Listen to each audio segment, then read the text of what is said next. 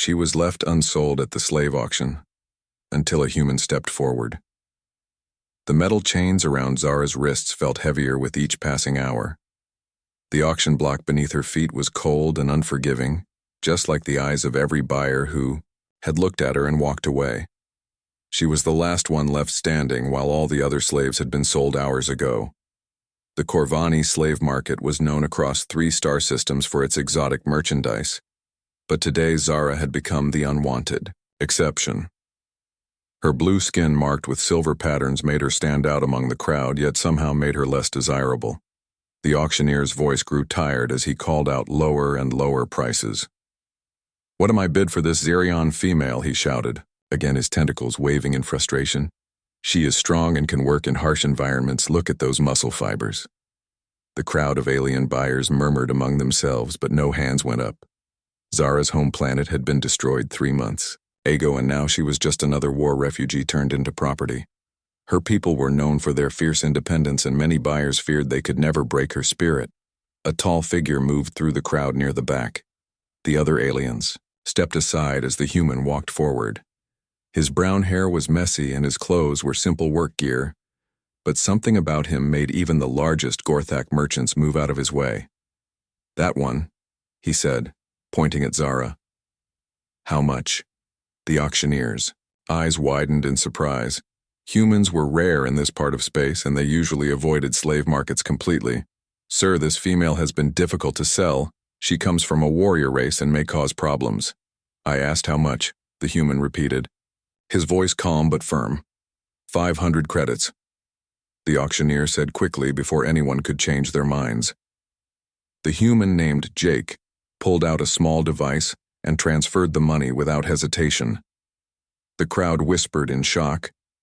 A human buying a Xerion slave was unheard of.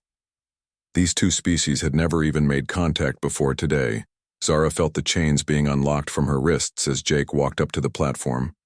She studied his face, trying to understand what he wanted from her.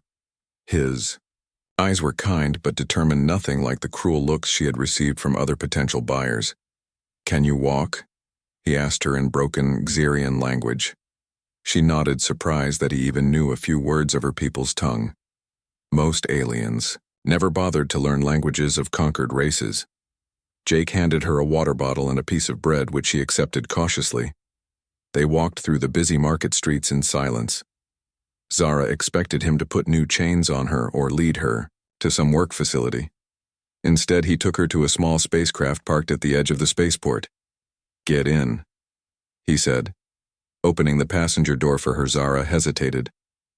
This was not how slaves were usually treated. Where were the restraints? Where were the guards? Jake seemed to read her confusion.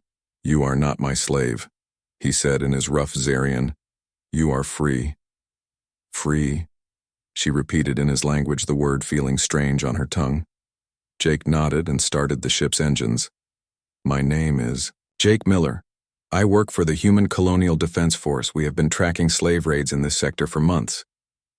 As the ship lifted off from the planet, Zara watched the slave market grow smaller below them. She still could not believe what was happening. Jake handed her a tablet with information about her destroyed homeworld. "We know about Xerion Prime," he said. "The Corvani Empire attacked without warning. Your people fought bravely but were outnumbered." Zara's silver markings began to glow slightly, which happened when Xerions felt strong emotions. "How do you know this?" she asked. "Humans have been watching the Corvani for years.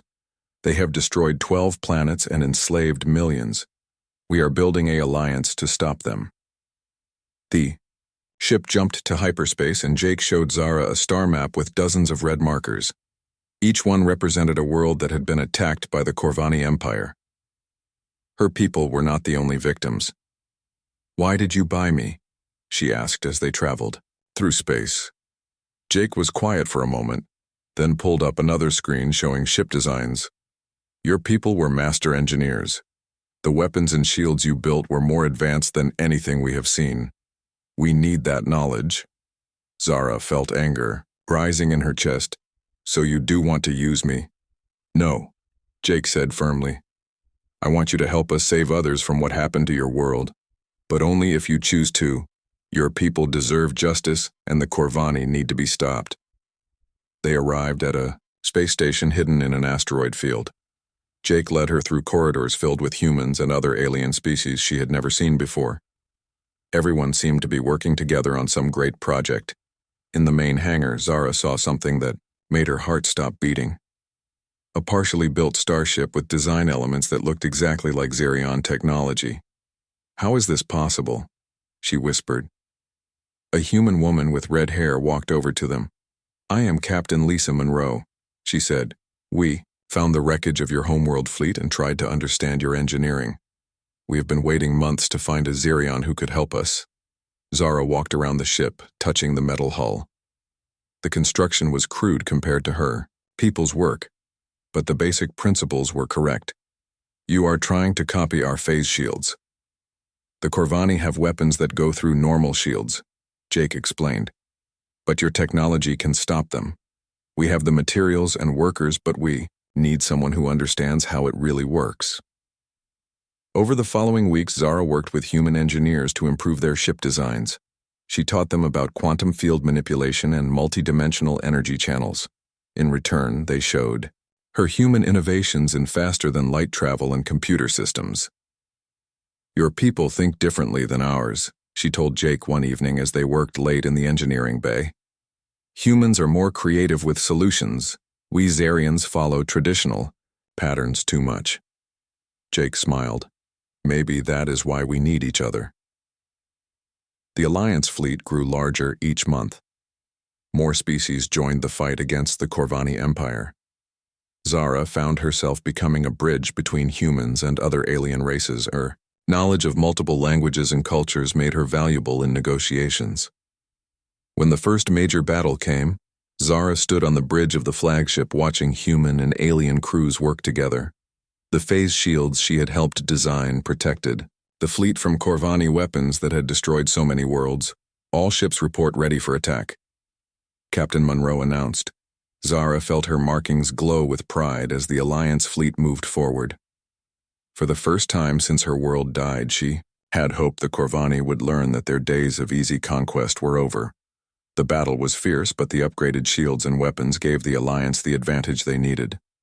When the Corvani fleet retreated, Zara knew this was just the beginning of a longer war. "Thank you," she said to Jake as they watched the enemy ships flee. "For what?" he asked. "For seeing me as more than just a slave. For giving me a chance to fight back." Jake put his hand on her shoulder in the human gesture of friendship. "Your people's sacrifice will not be forgotten. We will make sure of that."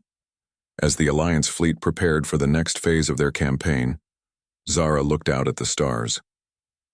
She was no longer the unwanted slave left on an auction block. She was a warrior again, fighting alongside humans who had shown her that freedom was worth any price. The war against the Corvani Empire would be long and difficult, but Zara knew they would win. Humans had taught her something her own people never understood. Sometimes the strongest bonds are formed not through blood or tradition, but through shared purpose and mutual respect. She was ready for whatever came next.